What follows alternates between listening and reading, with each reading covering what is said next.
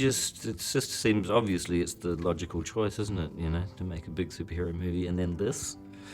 I've always wanted to make this film. It was something I wrote in 2011, and I ended up, even back then I felt like it was very ready, and it was, I was ready to make it.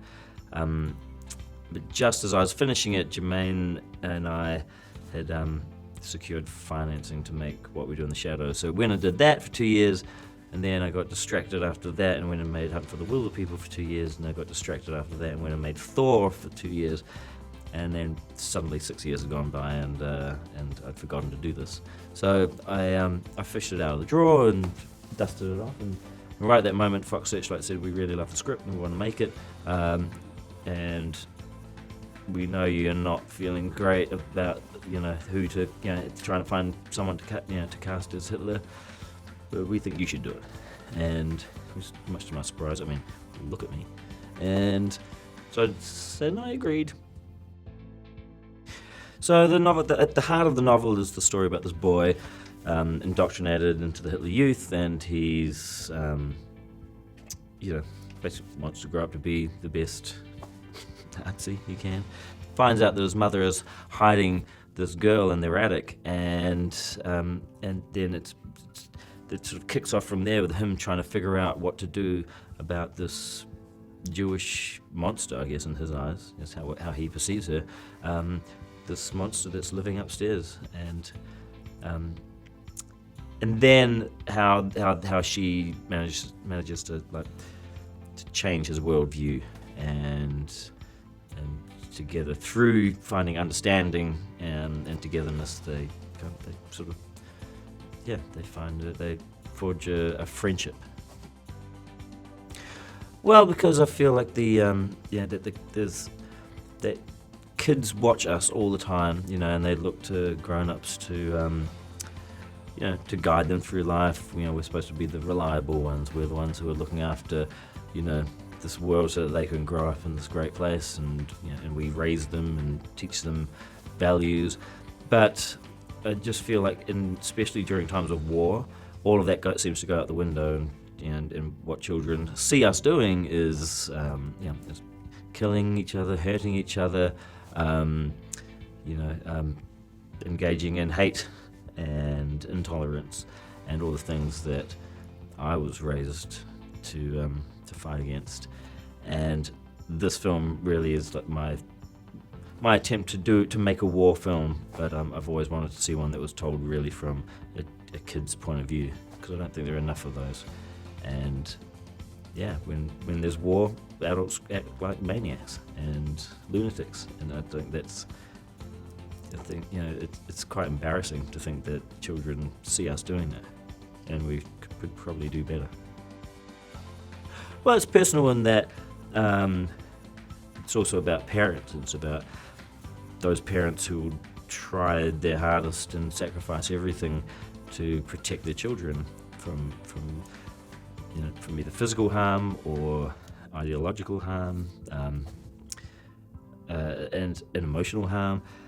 And as a father, that's it's become more important for me to start exploring these ideas, and again looking at myself as a parent as well, and asking myself, am I doing a good job? Am I instilling in my kids the right values? And so that's another really big reason that I wanted to make this. Well, when I work with kids, I tend to cast kids that feel the most like the character that I've written, and Roman was just very, very similar. He embodied all the things that I was hoping for. He was sensitive and emotionally mature, and emotionally mature enough to get this character and to understand what the character was going through, that the character was kind of bullied, and he was unpopular, and he had no idea about the world, and he was just sort of struggling really just to be liked or just to fit in. And Roman came in right at the last minute really, when we were casting, and he blew everyone away, and no regrets. Thomason McKenzie is the daughter of a friend of a couple of friends of mine, and I've sort of watched her growing up. I had no idea that she'd turned into this incredible actor, and she was one of the sort of earlier people to audition, but right from the start we knew that she had to be in the movie, and then the rest of those other guys, Scarlett and Stephen and Alfie and Sam and all them. Well, it's just nice to give people a shot, you know. Well, she is a mother, and she's. I wanted to have this character who was, who really. I mean, that character is, I guess, a sort of love letter to all single mothers or single parents, really, who are fighting hard to make ends meet, and also to shield their kids from, from harm and danger and hate and all of those negative things. And it's, I just love the idea of this woman who is using humour and her and sort of this clownish behaviour to distract him from the direction he thinks he's going to be heading in, which is towards the Hitler Youth, and she's trying as much as she can in her own way to pull him back from that and to remind him that he's a kid. I tried not to get them too much into the headspace of the period because I wanted it to feel a bit more contemporary. All the dialogue is very, very much of today. Really, it's like there's a lot of words and sayings and expressions that we use today and they didn't use back then. And I wanted it to have this sort of kind of weird modern feel so that audiences could just sort of fall right into it, and so especially young audiences.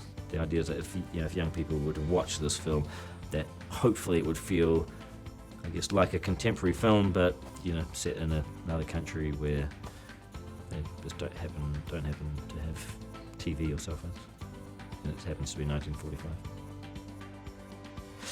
Yeah, so the character is it's a version of Adolf Hitler. It's an imaginary friend. It's Jojo's imaginary friend, and he's so basically I'm playing a version of Jojo. Basically, I'm playing a version of Jojo of what he could be in the future, like a projection of himself in the future, mixed with, I guess, his father or other, father figures and his influences, and of course his hero, which is Adolf Hitler. But he can only know what Jojo knows. So Adolf Hitler has the brain of a 10-year-old, and that to me is something that I was way more interested in playing than sort of something I'm doing lots of research and playing a sort of a more authentic version of Adolf Hitler, because I just don't think he deserves it. Yeah, I think that this is following in the footsteps of many, many great films that are satires and just and even dramas that use a bit of comedy in the past to just sort of pick at the thread of dictatorships and regimes and these bigoted thought process, really, and I feel like this comedy has been around for it's been around forever, but comedy and film has been around since the advent of film, and it's 80 years this year since Charlie Chaplin made The Great Dictator. So it's not a new idea, it's not a new thing to use humour to undercut the I guess the severity of what these and the ridiculousness and absurdity of these people like Nazis and racists. Well, what I'm really hoping is that people will, and I think if you ever make a movie, you want to somehow change people, even if it's just for the 2 hours or an hour and a half or whatever, you want people to feel that they've changed. And that's what I want from this. I want people to feel changed, or I want people to feel like they can go out and make change.